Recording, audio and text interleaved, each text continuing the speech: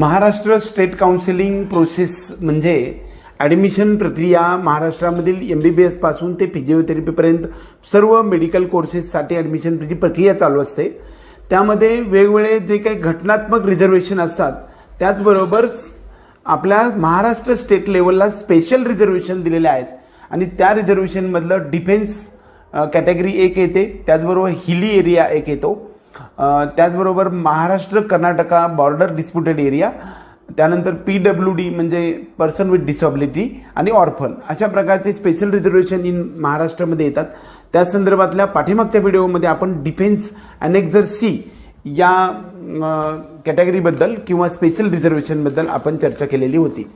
आज आपण महाराष्ट्र कर्नाटका बॉर्डर या म्हणजे MKB त्याला म्हणतो, म्हणजे महाराष्ट्र राज्य त्याचबरोबर कर्नाटक राज्य या ठिकाणी मराठी मातृभाषा असणाऱ्या विद्यार्थी आणि अशा प्रकारचे जे विद्यार्थी आहेत आणि कर्नाटक बॉर्डरवरती बऱ्याच वेळा त्यांचं स्टेट जे आहे ते अगदी डिस्प्युटेड एरिया आहे, त्यामुळं त्या ठिकाणी काही वेळा म्हणजे ते त्यांचं महाराष्ट्रामध्ये किंवा कर्नाटक आहे आणि त्यांची मातृभाषा मात्र जर मराठी असेल आणि तो डिस्प्युटेड एरिया असेल आणि त्याची जी एरियाची जी लिस्ट आहे ती लिस्ट आपल्याला म्हणजे जे काही ब्रोशर आहे इन्फॉर्मेशन ब्रोशर, त्या इन्फॉर्मेशन ब्रोशर म्हणजे 835 खेड्यांची जी लिस्ट आहे त्या खेड्यांच्या लिस्टमधून आपल्याला या ठिकाणी मिळतं। हे अनेक्झर C मध्ये जे इन्फॉर्मेशन ब्रोशर NTAचं आपल्या CET सेलचं येतं mahaCET.वरती जे काय आहे ते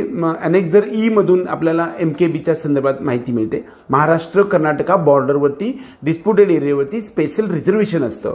त्या रिझर्वेशनमध्ये गव्हर्नमेंट MBBS मेडिकल कॉलेजेसमध्ये 8 सीट्स टोटल महाराष्ट्रामध्ये आणि गव्हर्नमेंट BDS कॉलेजमध्ये फक्त 2 सीट्स आणि 5 सीट्स BMS गव्हर्नमेंट आणि गव्हर्नमेंट एडेड कॉलेजेसमध्ये आपल्याला मिळत असतात, हे लक्षात घ्या। मग आता बऱ्याच वेळा काय होतं की हे सगळं म्हणजे आता ती जी एरियाची लिस्ट आहे ती तुम्हाला मी पुढे प्रोव्हाइड करतोच। म्हणजे MKB बॉर्डरवरती त्या विद्यार्थ्याचं म्हणजे ज्यांचं त्या लिस्टमध्ये गावांचं नाव आहे तसं त्यांचं मातृभाषाचं प्रमाणपत्र मराठी असेल तर अशा विद्यार्थ्यांना महाराष्ट्रामध्ये तुम्हाला या MKBच्या रिझर्वेशनच्या जवळपास ह्या 15 सीट्स आहेत। BMS साठी 5, BDS साठी 2 आणि MBBS साठी 8 गव्हर्नमेंट मेडिकल कॉलेजेसमध्ये आहेत। त्यांचं मेरिट लागेल म्हणजे पहिले 8 विद्यार्थी आपल्याला घेतील MBBS साठी गव्हर्नमेंट मेडिकल कॉलेज, म्हणजे ते कुठं ते तुम्हाला त्यावेळेस सांगेन। तर डॉक्युमेंटची लिस्ट आहे, बऱ्याच वेळा जी गावांची यादी जी आहे ती इन्फॉर्मेशन ब्रोशरमध्ये मिळते तुम्हाला। दुसरी गोष्ट त्याचे जे डोमिसाईल आहे म्हणजे त्याला काय काय लागेल बघा, त्याचे एक तर रहिवासी म्हणजे डोमिसाईल सर्टिफिकेट ज्या गावात आहे त्या गावाचं डोमिसाईल सर्टिफिकेट आपल्याला पाहिजे। ते कुणाकडून पाहिजे तर कलेक्टर ऑफिसकडून पाहिजे, म्हणजे ते जिल्हा कलेक्टर ऑफिस असतं त्या ठिकाणी ते कोणतंही असू शकेल, म्हणजे तो जिल्हा महाराष्ट्रातला पण असेल किंवा कर्नाटकातला असेल, परंतु तो त्या लिस्टमध्ये नाव असलं पाहिजे। 10वी किंवा 12वी किंवा दोन्ही, म्हणजे 10वी किंवा 12वी किंवा दोन्ही, हे दोन्हीही त्या गावातून झालं पाहिजे, म्हणजे त्या गावामधून 10वी तरी झालं असलं पाहिजे, 12वी तुम्ही दुसरीकडे झालं तरी चालेल, दोन्हीपैकी एक किंवा दोन्ही सुद्धा कोणतं का असेना हे आपल्याला त्या महाराष्ट्र कर्नाटका बॉर्डरच्या तुमच्या गावामधून झालेली असली पाहिजे। आणि हे झालेलं मुख्याध्यापकाकडून त्याचं सर्टिफिकेट पाहिजे, 10वीचं किंवा 12वीचं, समजा 10वी झाली असेल तर 10वीचं, 12वी झाली असेल तर 12वीचं, त्यांचं सर्टिफिकेट तुम्हाला त्या ज्या शाळेत झाले तिथलं इकडं शिक्षण झालंय म्हणून एक सर्टिफिकेट मुख्याध्यापकाचं किंवा प्रिन्सिपलचं, म्हणजे 12वीचं असेल तर प्रिन्सिपलचं सर्टिफिकेट आपल्याला त्या ठिकाणी लागेल। दुसरी गोष्ट काय झाली की मातृभाषा मराठी त्यांची असली पाहिजे, म्हणजे त्या विद्यार्थ्यांचं मराठीतून शिक्षण झालेलं असलं पाहिजे, कन्नडमधून चालणार नाही।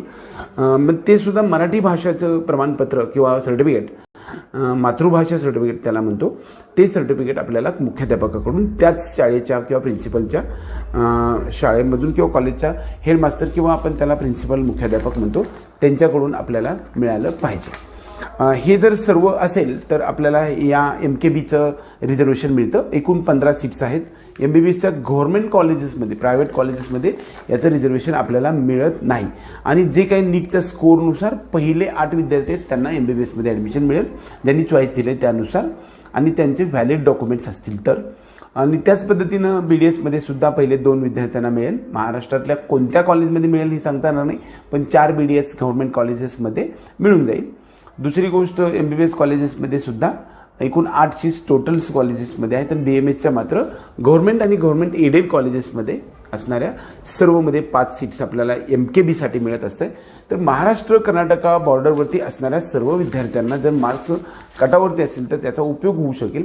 ह्याचं जे मेरिट आहे ते ॲट पार थोडंसं कमीच असतं, जास्त फारसं कमी नाही. तुम्हाला या तिन्हीमधलं म्हणजे पर्याय स्पेशल रिझर्वेशनमध्ये डिफेन्स असेल किंवा PWD असेल किंवा हिली एरिया असेल किंवा महाराष्ट्र कर्नाटका बॉर्डर असेल किंवा अर्फन असेल, या सगळ्यामधलं कोणतं तर तुम्हाला एकच स्पेशल रिझर्वेशन घेता येऊ शकतं. आणि तुमचं पहिलं रिझर्वेशन आहे ते सुद्धा या ठिकाणी कोणतं तरी एक रिझर्वेशन आपल्याला वापरात येऊ शकतं. महाराष्ट्र कर्नाटका किंवा MKB रिझर्वेशनच्या संदर्भात तुमचा कन्सेप्ट क्लिअर झाला असं वाटत असेल तर आमच्या ह्या व्हिडिओला लाईक करा, त्याचबरोबर चॅनलला सबस्क्राईब करा आणि बेल आयकॉन दाबा, जेणेकरून आपला हे सर्व इन्फॉर्मेशन तुमच्यापर्यंत येत राहील.